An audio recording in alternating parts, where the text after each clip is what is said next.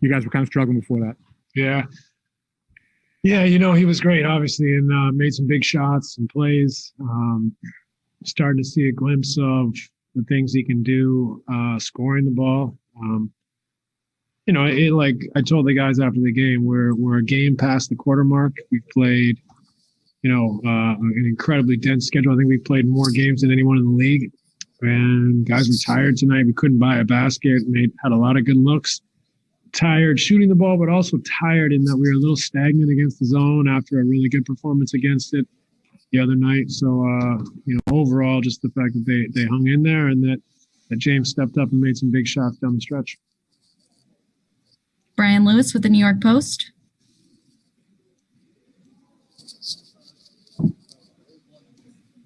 Brian, you're muted.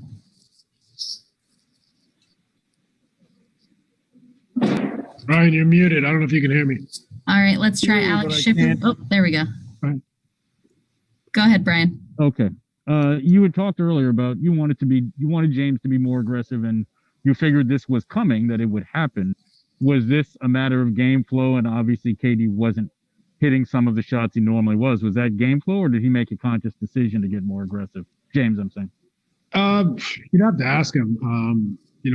I give James his space offensively. I mean, he's one of the greatest offensive players to ever play the game. So I trust in him figuring out where he's at with his game and how he can affect the game. He does so many things manipulating the defense that he's such a positive for us, even if he's not scoring. But we know how capable a scorer is. And, he got it going, got a little aggressive, got on a little bit of a roll and made some plays and showed what a tough cover he is. And, that's obviously the place we want him to get where, he's confident and has freedom to create and is balancing scoring and playmaking. Alex Schiffer with The Athletic. Hey, Steve, you mentioned that you guys had a bit of a slow start offensively, and then just as the game went on, you guys continued to improve. Was that anything tactical, or was it simply the shots just starting to go in?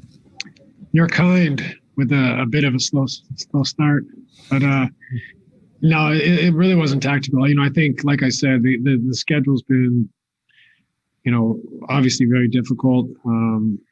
Like I said, I think we played the most games in the league. You could see the mental and physical fatigue a little bit out there tonight. We were a little bit stagnant. The ball stuck a little bit more, where our thoughts were a little bit slower.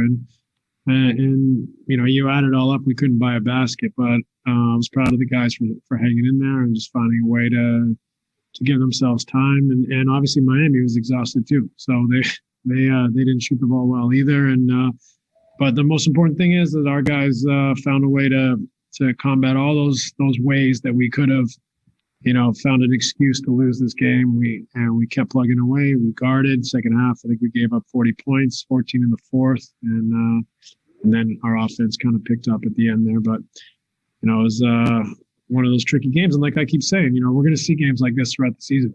We're seeing all sorts of crazy scores, crazy upsets, a lot of people hovering around 500, and that's just the nature of this season, and we have to be prepared to win some of these games when, you're not feeling it.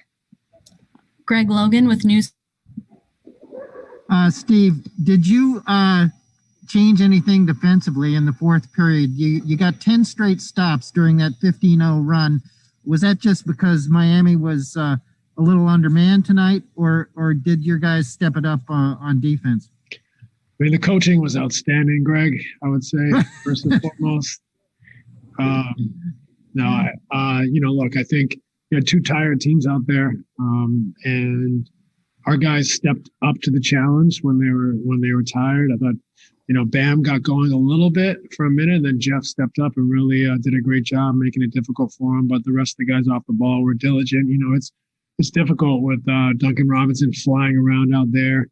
We're having to be really crisp on our switches, really crisp on our reads, back cuts, and they do a good job off the ball. So, all the credit goes to the guys and the players, and they have to step up. We kept it very simple defensively, and they did a good job down the stretch. Bruce Beck with NBC New York. Steve, you have the top three scorers in the league in the fourth quarter. What is it like to have that option, and do you know who it's going to be on a given night, or is it just kind of play out? It's that's the way this team is built. We went for it and have three great offensive players. So, on any given night, it could be any one of them, or it could be Joe Harris. It could be someone else. So, those guys also make each other and their teammates better by the attention they draw. So it's about trying to find that collective threat, by the ball moving, by spatial awareness and understanding, and making each other better collectively. So, on certain nights, our guys are so capable of getting hot. It could be any one of them, but the idea is that it's his turn tonight. It's that emerges and we welcome it, but we're going to play good basketball. We're going to create good opportunities, and we're going to step up and shoot the ball.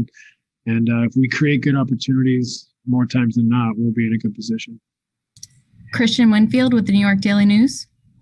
Hey, Coach, when Sean spoke shortly after the trade, he said the hole in the roster that trading Jarrett created gives room for somebody else to kind of seize the moment and try to make, I guess, a name for themselves. What have you seen from Reggie in his minutes? Obviously he's a rookie and he's kind of been thrown into the fire, but just what have you seen from him out there?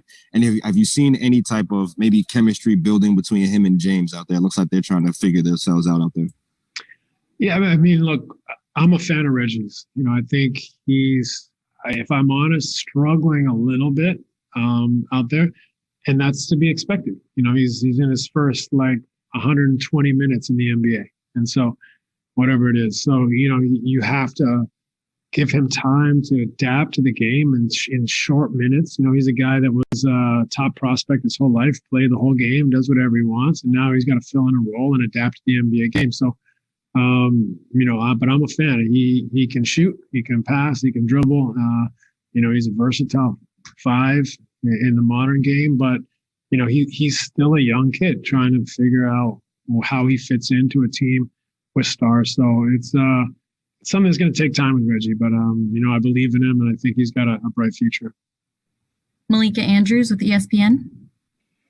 Steve, coming into tonight, James, Kevin, and Kyrie all ranked in the top 5 for minutes in a game since James joined this team. Is that something you're kind of resigned to, that these stars are just going to get a lot of miles on their body, or is it something you're kind of monitoring to try to change throughout the rest of the season? No, we definitely want to monitor it and avoid, that type of, minutes. It's difficult as we try to sort out our second unit and rotations.